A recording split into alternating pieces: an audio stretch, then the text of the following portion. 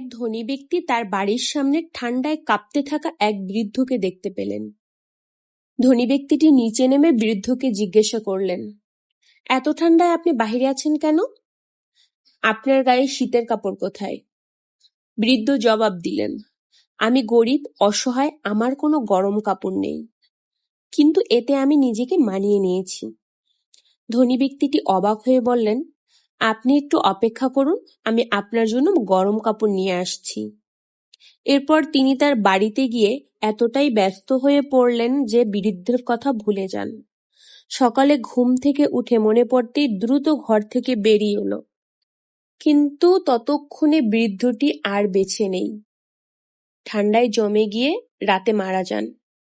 ধনী ব্যক্তিটি খেয়াল করলেন মৃতদেহটার কাছে একটি চিরকুট পড়ে আছে। তাতে লেখা ছিল, যখন আমার উষ্ণ কাপড় ছিল না তখন আমি মানিয়ে নিয়েছিলাম।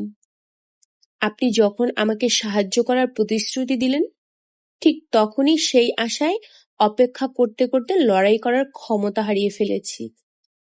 এখন এই ঘটনা থেকে আমাদের শিক্ষা হলো, মিথ্যা প্রতিশ্রুতি মানুষের হৃদয়কে রক্তক্ষরণ করে ফেলে, মনোবল ধ্বংস করে দেয়।